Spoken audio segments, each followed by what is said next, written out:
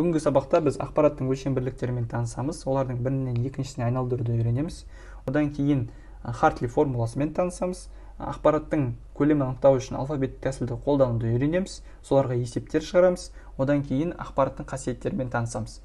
Жалпы дәлдік, құндылық, нақтылық деген сияқты ақпараттың қасиеттері бар, олардың бір-бірінен айырмашылығы қандай, соларға мысал келтіретін боламыз.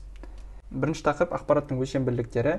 Сіздер өлшем бірліктерімен математика, физика пәндерінде танысыздар. Мысалы, ұзындықты өлшеу үшін метр, километр, сантиметрді қолданасыздар, немесе уақытты өлшеу үшін секунд, минут деген сияқты өлшем бірліктерді қолданасыздар. Дәл сол сияқты ақпаратты өлшеу үшін біз бит, байт, килобайт, гигабайт деген сияқты өлшем бірліктерін қолданады екенбіз.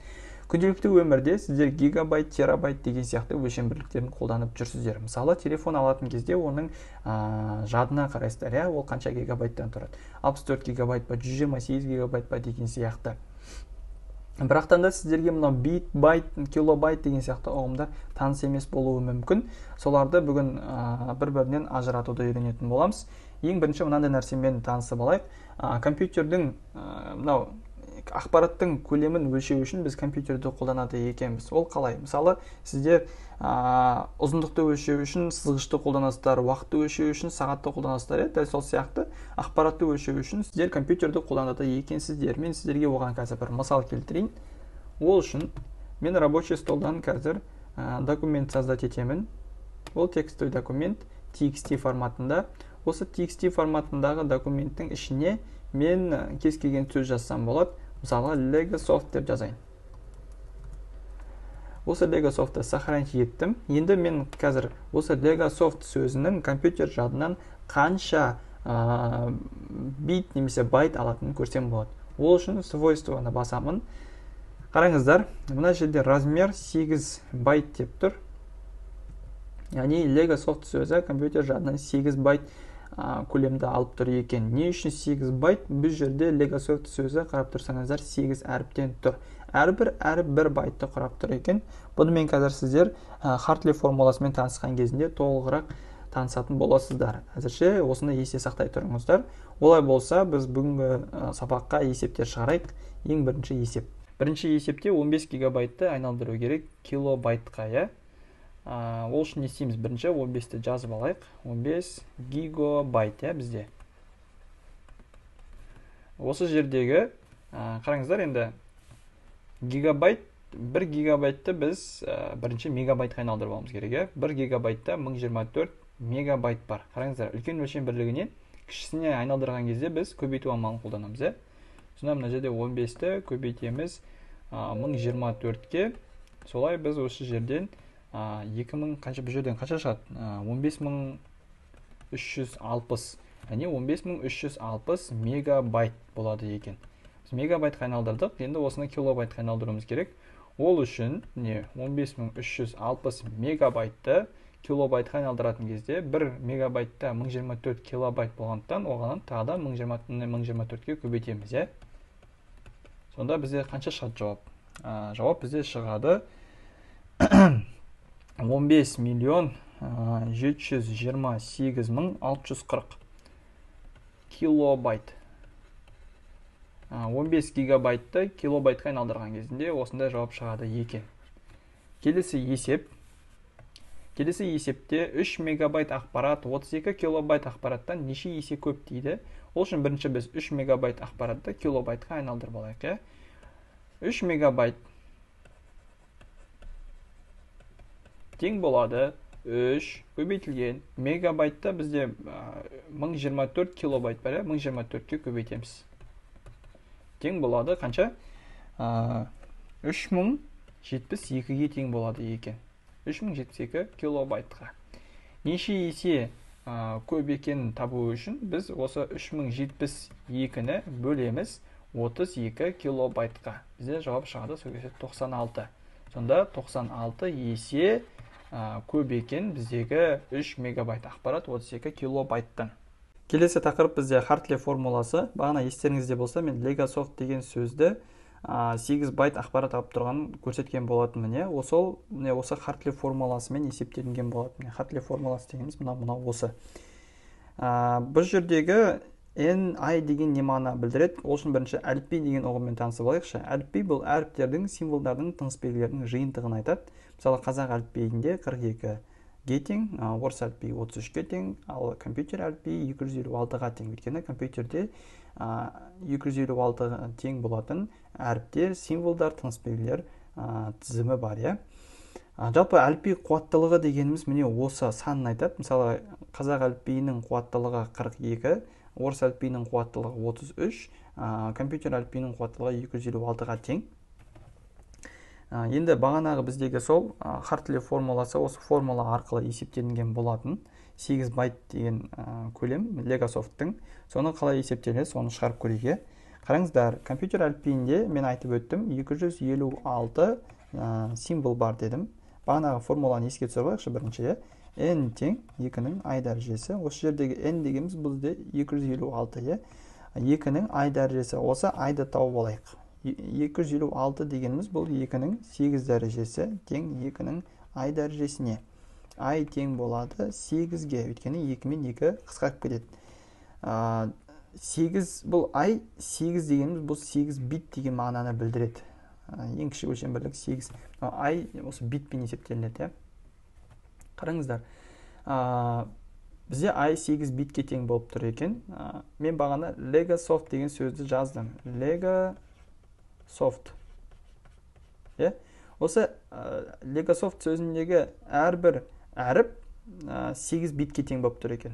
Мынау 8 бит, мынау 8 бит, мынау 8 бит. Осыларды қосып, бізде жалпы 8 әріп бар, 8-8-ін бізде 64. Яғни Legasoft сөзі 64 битті құрайды екен. Осыны байтқа айналдырған кезде бұны біз 8-ге бөлеміз, яғни 8 байтты құрайды екен. Сіздерге енді не үшін бағанағы жерде 8 байт деген көрініп тұрды деген түсінікті болды деп ойлаймын. Енді келесі бізде мынау формуламен танысамыз. Бұл жерде i тең k көбейтілген кішкентай i дейді. Бұл формула қандай да бір мәтіннің жалпы ақпараттық көлемін анықтау үшін керек. Қараңыздар, мысалы, мен қарапайым оған бір мысал келтірейін. Бір текст жазайын, мысалы, мынандай бір текст болсын. I am бір Нұрдәулет. Нұрда деп жаза салайын. I am Нұрда, например. Осылай жаздым. Осы текст компьютердің жанында қанша көлемді алады екен, соны есептейік. Осы формула арқылы есептесек болады. K дегеніміз бұл жердегі мәтіндегі символдар санын айтады. K тең болады. Бізде мәтіндерде символдар саны біреу. Одан кейін біз тіпті мынау пробел бар ғой. Осы пробелдің өзін бір символ деп санаймыз. 2, 3, 4, 5, 6, 7, 8, 9, 10. K тең болады екен 10-ға. 10 символ бар мәтінде. Одан кейін мәтіндегі бір символдың салмағын i деп айтамыз. Енді біз компьютер жазып жатқан кезінде бағана i 8 битке, яғни 1 байтқа тең деп есептедік қой. i-ды сондықтан 1 байтқа тең болғандықтан 8 бит немесе оны 1 байт деп алсақ болады. Солай жазып қояйық. i бізде тең болады, сонда осы ақпараттың компьютер көлемінде қанша байтты алатын білгіміз келсе, осы формула арқылы есептесек болады. i тең болады k көбейтілген кішкентай i, бізде k тең болады 10-ға, ал мынаны біз 1 байт деп айтсақ болады. Сонда 10 байтқа тең болады екен. Осы формула арқылы есептесек болады. Енді біз осыған байланысты бір есеп шығарайық. Әліпби қуаттылығы 64 символ, ақпарат көлемі 1,5 килобайт болса, мәтінде қанша символ бар дейді. Әліпби қуаттылығы 64 символ. Әліпби қуаттылығы деген бізде не ол? Ол бізде n, n тең болады екен 64-ге. Әліпби қуаттылығы n. Одан кейін ақпарат көлемі 1,5 килобайт. Көлем деген бізде i. Ол 1,5 килобайтқа тең екен. Килобайт болса, мәтінде қанша символ бар дейді. Мәтіндегі символдар саны бізде не ол? Ол мәтіндегі символдар саны қанша символ? K екен, бізге табу керек K-ны.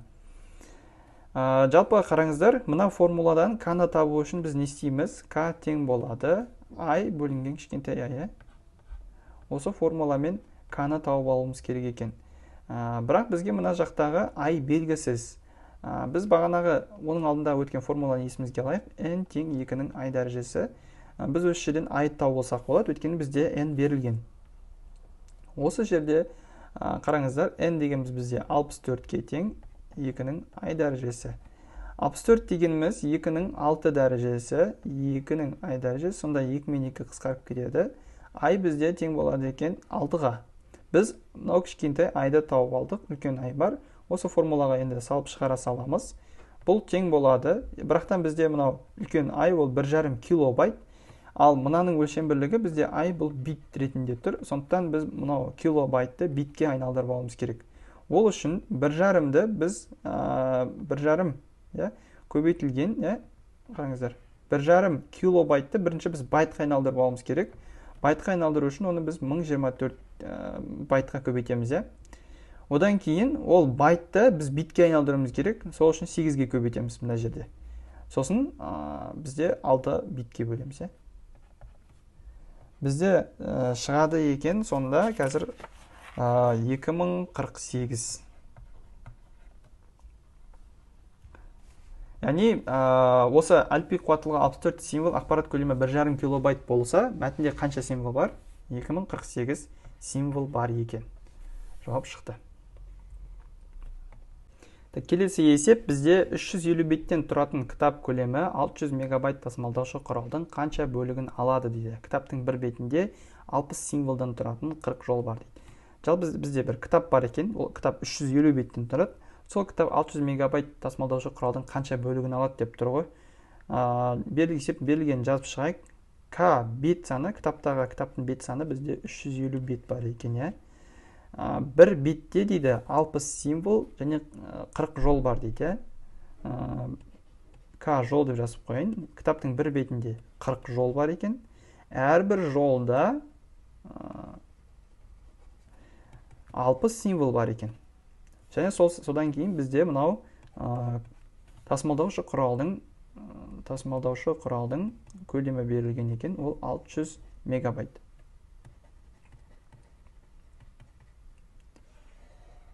Бізге есептің берілгеннен табуымыз керек. Бірінші, бізге табу керек нәрсе, мынау кітап бар ғой, сол кітаптың көлемін табуымыз керек. К-ның көлемін жазып қойын, кітап көлемі деп жазып қойын. Кітап. Осына табуымыз керек. Одан кейін, осы кітаптың, біз 350 беттен тұратын кітаптың 600 мегабайт тасымалдаушы құралдың қанша бөлігін тұратын табуымыз керек. Ол үшін біз I кітапты бөлеміз көлеміне мынау тасымалдаушы құралдың. Осын табуымыз керек. Бірінші біз I кітаптың көлемін тауып алайық. Кітаптың көлемін табу үшін біз символдар санын көбейтеміз бір символдың салмағына. Бізде К-ны табу алу үшін қараңыздар, кітаптың бір бетінде 40 жол бар және әрбір жолда 60 символ бар дейді. Соны тауып алайық. Ол үшін біз 60-ты көбейтеміз 40-қа. Яғни сөйтіп біз кітаптың бір бетіндегі символдар санын тауып аламыз. Одан кейін оны көбейтеміз 350-ге. Бір бетіндегі символдар санын тауып алғаннан кейін оны 350 бетке көбейтеміз. Сонда бізде шығады екен 840 мың символ. Яғни кітаптың 840 мың символы бар екен. Енді қараңыздар, біз мынау I-ды бағана 1 байт деп есептей берейік. Өйткені компьютердің 256 деп есептегенде біз 1 байт болып тұрды ғой. Сондықтан по умолчанию 1 деп есептей береміз. Сол кезде бізде I тең болады 840 мың көбейтілген 1, ол 840 мың шығады. Кітаптікі. Біз енді табуымыз керек, но I-дің тасымалдаушының бізде 840 мың бұл байтпен келіп тұр ғой. Сондықтан біз 600 мегабайтты да байтқа айналдырып алуымыз керек. Ол үшін не істейміз? 600 мегабайтты көбейтеміз 1024 килобайтқа. Бірінші килобайтқа айналдырамыз, одан кейін оны байтқа айналдыру үшін тағы да 1024-ке көбейтеміз. Бұдан шығады екен бізде 629 миллион 145 мың 600. осындай мән шығады екен. Бұл бізде мынау тасымалдаушы құралдың көлемі. Бізге енді мынау ең соңғы кітаптың көлемін тасымалдаушы құралдың көлеміне бөлуіміз керек. Ай кітапты бөлеміз ай тасымалдаушы құралдың көлеміне. Сөйтіп біз мынау кітаптың тасымалдаушы құралдың қанша бөлігін алатын тауып аламыз. 840 мыңды бөлеміз 629 миллион 145 мың 600-ге. Бұдан тең шығады. Жуықтап шығарған кезінде 0 бүтін осындай бір сан шығады екен. Яғни осындай бір ғана бөлігін алады екен. Түсінікті болды деп ойлаймын сіздерге. Келесі есеп, Legosoft сөзінің ақпараттық көлемі қанша бит екенін анықта деді. Біз бағана білеміз, бұл есепті уже әрбір әріп 1 байтты құрайтын болса, бұл мынау формуламен есептеліне салады. I тең K көбейтілген I. Мынау I бұл 8 битке немесе 1 байтқа тең. Legosoft сөзі 8 әріптен тұрады. K тең 8-ге. Одан кейін кішкентай I тең 8 битке біз қанша битті алатынын табуымыз керек. I-ды табу үшін K-ны I-ға көбейтеміз. 8 көбейтілген 8 тең болады екен 64-ке. Яғни 64 бит екен Legosoft сөзі. Келесі тақырып бізде мынау ақпараттың негізгі қасиеттері дейді. Сіздер 5-ші сыныптан бері таныссыздар. Ақпаратты біз көру, есту, ұстап көру деген сияқты әртүрлі сезім мүшелері арқылы аламыз. Бірақ сол ақпараттың өзінің әрбір ақпараттың қасиеті болады екен. Солармен жеке-жеке танысып шығайық. Ең біріншісі өзектілігі дейді. Өзекті ақпарат жапа мынандай ғой. Сөз үшін бұл ақпарат қаншалықты өзекті. Мысалы, мынандай болуы мүмкін, сағат 12:00-ге дейін мектепте жиналамыз. Сағат 12:00-де мектепте жиналамыз. Осындай бір ақпарат келді. Сіз үшін бұл ақпарат ровно сағат 12:00-ге дейін ғана өзекті. Сағат 12:00-ге дейін бұл ақпарат сіз үшін өзекті емес. Яғни, дәл қазіргі уақытта сондай бір момент, бұл өзектілік, актуальность деп айтады. Қандай да бір моментті айтады. Немесе былайынан болуы мүмкін. Сіздің шотыңызда 1360 теңге бар. Егер сіз магазиннен барып, сол тағы да бір зат сатып алатын болсаңыз, жаңа 1360 теңгені құртып тастайтын болсаңыз, онда ол ақпарат сіз үшін өзекті болмай қалады. Сізге өзекті болып тұрады, ол бір зат сатып алам демейінше, яғни ақшаны құртып қоймам демейінше, ол ақпарат сіз үшін өзекті болып тұрады. Жалпы өзектілігі деген түсінікті деп ойлаймын. Келесісі дәлділігі дейді. Дәлділік бұл жаңағындай ақпараттың дәл болуы ғой. Мысалы, бұны жаңағындай шындыққа сондай бір сәйкестендіру арқылы, сондай бір сәйкестік арқылы анықтайды. Мысалы, 2 көбейтілген 25 тең 50. Басқа варианттармен сәйкестендіру арқылы шындыққа қайсысы сай келеді, сондай бір дәл табылған ақпаратты айтады, дәлділігі деген. Одан кейін нақтылығы. Сіз үшін қандай да бір ақпараттың нақты болуы, ол ақпараттың тексерілген, бір дәлелденген, ғалымдардың сондай бір нақты ақпарат болуы, осы нақтылығы деп айтады. Мысалы, бір тәулікте 24 сағат бар, немесе 1 метрда 100 сантиметр бар деген бір нақты ақпараттар. Келесі құндылығы. Мысалы, құнды ақпаратқа мысал келтіретін болсақ, бүгін жаңбыр жауады, қолшатыр алуды ұмытпа дейді. Сіз қолшатырды алып шықтыңыз, жаңбырдың астында қалған жоқсыз. Сіз үшін бұл ақпарат құнды болды. Одан кейін толықтылығы. Қандай да бір шешім қабылдау үшін бір ақпарат сізге, толық ақпарат сізге көмектеседі, қандай да бір шешімді қабылдау үшін. Мысалы, 4 маусым анамның туған күні деген бір ақпарат болсын, сізге келіп айтып жатыр, бір досыңыз келді айтты. 4 маусым анамның туған күні. Сіз үшін бұл толық ақпарат, осы ақпаратты естіп, сіз белгілі бір шешім қабылдай аласыз. Мысалы, досыңыздың анасына туған күніне бір сыйлықта барып бересіз деген сияқты. Ал егер досыңыз тұрып, менің анамның туған күні жазда деп айтатын болса, бұл ақпарат сіз үшін толықты емес болып қалады. Одан кейін қолжетімділігі. Қандай да бір ақпаратты кез келген уақытта сіздің алу мүмкіндігіңіз сол ақпаратқа қолжетімді болуы, сол ақпараттың. Келесі анықтылығы дейді. Мысалы, анықтылығы дегеніміз ақпарат алушы үшін ақпараттың түсінікті болуын айтады. Мысалы, бір мекемеде сіз жүрсіз, сол мекемеде жаңағыдай өрттен қорғану жаңағыдай амалдары деген сияқты бір анықтама тұрды. Сол анықтаманы сіз қазақ тілінде оқитын болсаңыз, қазақ тілінде болса, сол анықтама сіз үшін ол анықтама жаңағыдай анық болады. Егер қытай тілінде болатын болса, ол анықтама сіз үшін анық болмайды. Келесі ақпараттың объективтілігі дейді. Жалпы ақпарат объективті болуы мүмкін, немесе субъективті болуы мүмкін. Субъективті ақпарат дегеніміз бұл кішкене өзінің ойымен, сондай бір айтатын ақпарат айтады, адамның өзінің ойы, пікірі болады ғой, сондай ақпаратты субъективті ақпарат деп айтады. Ал объективтілігі деген бұл ешкімнің ойы емес, бұл ойы деген емес дегенде бұл жаңағыдай барлығы бір қорытылып бір ой шығады ғой, толық осы дұрыс деген сияқты. Мысалға айтатын болсақ, менің мектебімде барлық оқушы жақсы оқиды деп бір оқушы айтуы мүмкін. Менің сыныбымда оқушылардың барлығы жақсы оқиды деген бір өзінің ойын айтуы мүмкін. Бұл ақпарат субъективті болады. Ал егер объективті тексеретін болсақ, жаңағыдай журналдардан, отчеттардан қарайтын болсақ, сыныптың 70% жақсы оқуы мүмкін, барлығы емес. Объективті дегеніміз міне осы, нақты бір тексерілген сондай бір ақпарат айтады, объективтілігі деп. Осыған байланысты енді бір-екі нұсқадан есептерді қарастырып шығайық. Бір жылда 12 ай бар сөйлемнің ақпараттық қасиеті дейді. Жалпы ақпарат қандай болып тұр сіздер үшін?